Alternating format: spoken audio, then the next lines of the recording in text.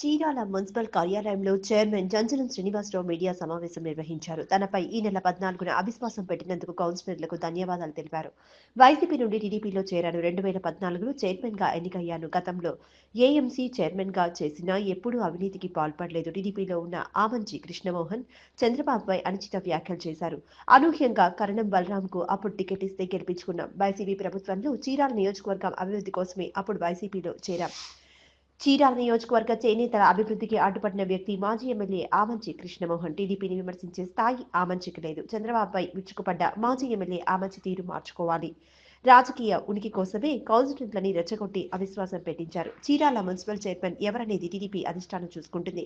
గడిచిన 4 ఏళ్లలో 96 కోట్ల రూపాయలు చీరాల పట్టణ అభివృద్ధికి ఖర్చు చేశాం. తనపై వచ్చిన అవినీతి ఆరోపణలపై విచారణ చేయాలని ప్రభుత్వాన్ని కోరిన చైర్మన్ జంజనం శ్రీనివాసరావు. బాపట్ల జిల్లా చీరాల పురపాలక సంఘం చైర్పర్సన్గా 2021 మార్చి 18 నుంచి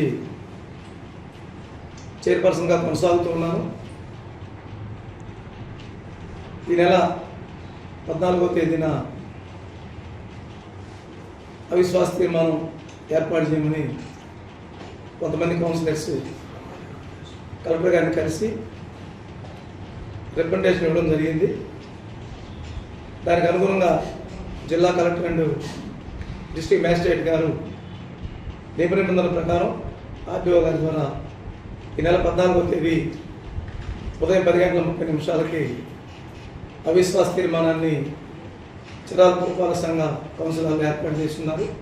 ముందుగా వారికి మా హృదయపూర్వక ధన్యవాదాలు. దీనికంటే ముందుగా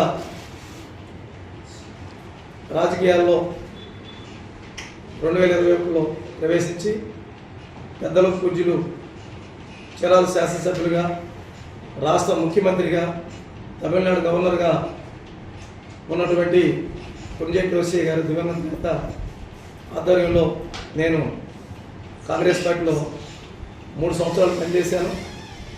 2002లో చేనేతలు వాడే చిలపనూరుకి 9.2% ఎక్సైజ్ డ్యూటీ విధించిన సందర్భంలో చురుకైన పాత్ర పోషించి చేనేత కార్మిక సంఘ నాయకులు, జనసమాఖ్య వ్యవస్థాపకులు నాకు అన్న సమ్మానులు మాచర్ల మోహన్ రావు గారు, అదేవిధంగా చీరాల ప్రాంతంలో ఉండేటువంటి మాస్టర్స్ అందరిని కూడా ఐక్యం చేసి అనేక మంది పెద్దలు కార్మిక సంఘ నాయకులందరితో కూడా కలిసి చేనేత రంగాన్ని బ్రతికించుకోవడం కోసం ఆ రోజున కేంద్ర ప్రభుత్వాన్ని అభ్యర్థించడం జరిగింది. ఆ సందర్భంలో పుంజేటి రోసయ్య గారి సారథ్యంలో మరి మనకి సిఎస్గా చేసిన సమీర్ శర్మ గారు ఆనాడు చేనేత కమిషనర్గా ఉన్నారు. మొట్టమొదటిగా మమ్మల్ని 2022 ఫిబ్రవరి 8వ తారీఖున సమీర్ శర్మ గారితో మీటింగ్ ఏర్పాటు చేసి 2022 ఏప్రిల్ 6-7 తేదీల్లో మరి ఎవరైతే కాంగ్రెస్ పార్టీ అధ్యక్షురాలు ఉన్నారో సోనియా గాంధీ గారిని బృందాన్ని తీసుకెళ్ళాం. ఆ రోజున మొదలుపెట్టిన ప్రయాణం చేనేత రంగాన్ని బతికించుకోవడం కోసం, ప్రజా సమస్యల పట్ల పనిచేద్దామనే ఉద్దేశంతో ఒక చేనేత కార్మికుడిగా ఉన్న నేను, రాజకీయ కుటుంబంగాని మేము అక్షరాలు నేర్చుకుంటూ గురువులేని విద్యగా 2024 వరకు కూడా కాంగ్రెస్ పార్టీలో చురుకైన కార్యకర్తగా పనిచేశాను.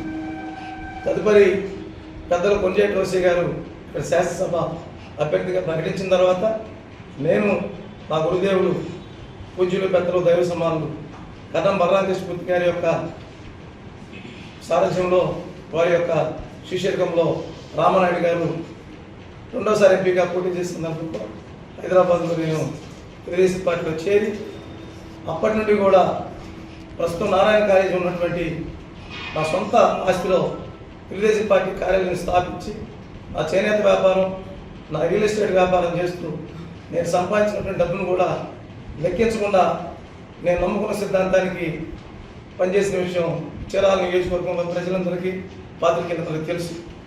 మరి ఆ సందర్భంలో 2009లో మరి మహానుభావులు మరి ఈనాడు ముఖ్యమంత్రి నారా చంద్రబాబు నాయుడు గారు బలరాం కృష్ణమూర్తి గారి సూచన మేరకు చీరాల తెలుగుదేశం పార్టీ శాసనసభ్యుడిగా నాకు అభ్యర్థిగా టికెట్ ఇవ్వడం జరిగింది.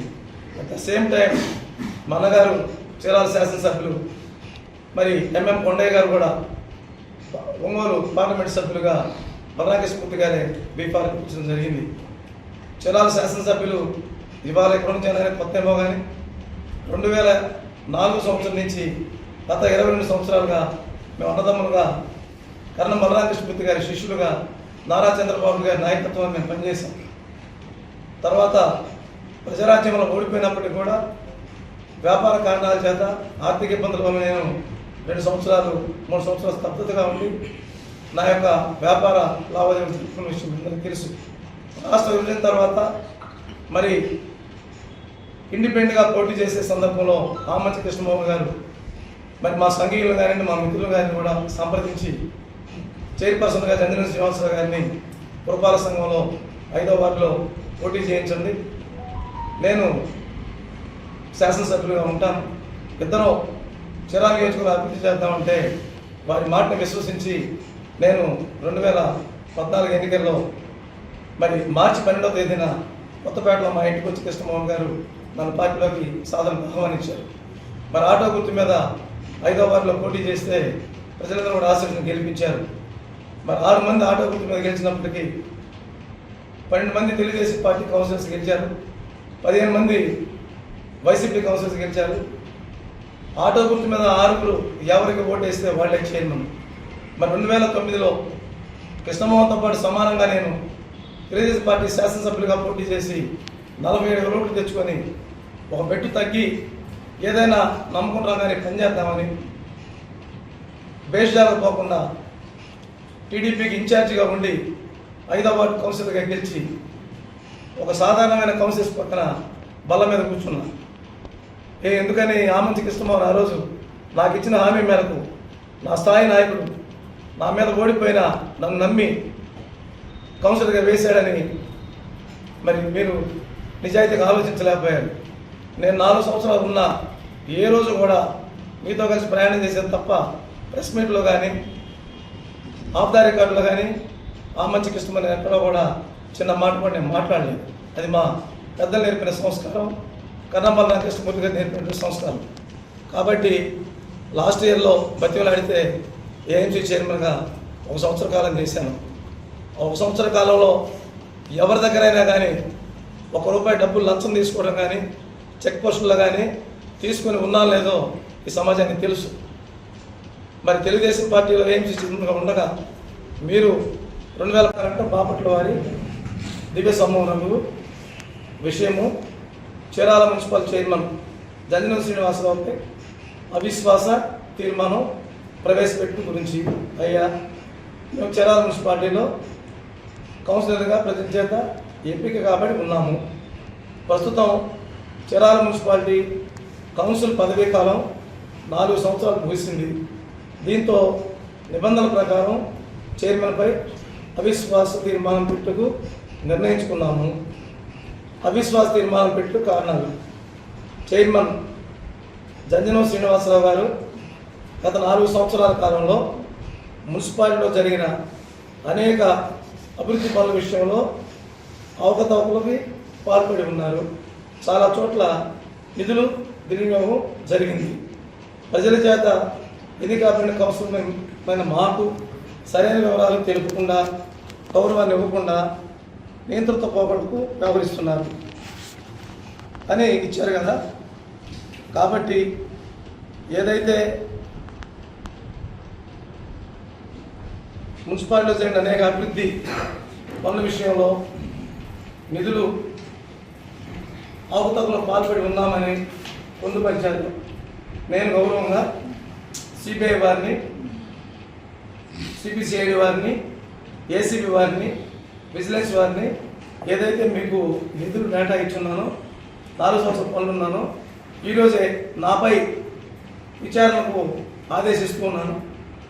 ఆదేశించి ఎక్కడ నేరాలు వాళ్ళ జరిగినాయో చట్టపరంగా నా పైన చర్యలు తీసుకోవాలని, ప్రాసిక్యూట్ చేయాలని చెప్పి మీడియా ద్వారా ప్రజలందరూ కూడా తెలియజేస్తున్నాను.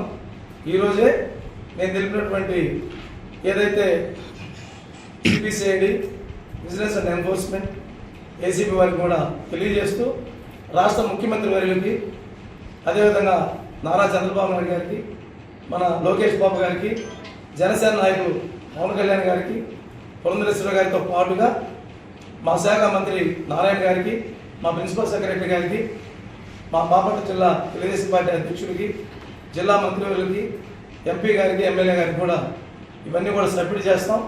నా మీద ఎంక్వైరీ వేసి న్యాయ విచారణ జరిపించి ఎక్కడ నిధులు దుర్వినియోగం జరిగినాయో ప్రాసిక్యూట్ చేయవలసిందిగా ప్రార్థిస్తూ మీ ద్వారా తెలియజేయవలసిందిగా కోరుకుంటూ, రేపటి నుంచి ఇదే కార్యక్రమం ఉండి గౌరవంగా రేపు కానీ మర్నాడు కానీ నారా చంద్రబాబు నాయుడు ముఖ్యమంత్రి గారిని, లోకేష్ గారిని, పవన్ కళ్యాణ్ గారిని కలుస్తాం. ఇవన్నీ కూడా వారికి సమర్పిస్తాం. పార్టీ అధిష్టానం 14వ తారీఖు ఏ నిర్ణయం తీసుకున్నా, ఎవరిని చైర్పర్సన్ చేయనున్నా దానికి శిరోధార్యంగా పార్టీని గౌరవిస్తూ ఎలాంటి అలజడి లేకుండా ఒకే కుటుంబ సభ్యులాగా సోదర ప్రేమతో నడుచుకుంటామని, చీరాల ప్రజలు మమ్మల్ని గెలిపించినందుకు చీరాలను ప్రశాంతంగా ఉంచుతామని, ఎలాంటి భేషాలకు పోమని, అవసరమైతే ఎన్ని మెట్లను దిగి ప్రజలకు పాదాభివందనం చేస్తామని తెలియజేస్తూ ఇటువంటి మంచి పరిపాలన చేసే భాగ్యాన్ని చీరాల ప్రజలు, మా గురుదేవులు కన్నం బలరామకృష్ణమూర్తి గారు, వెంకటేష్ బాబు గారు, ఇతర నాయకులు, వైసీపీ వాళ్ళు ప్రజలు అవకాశం కల్పించినందుకు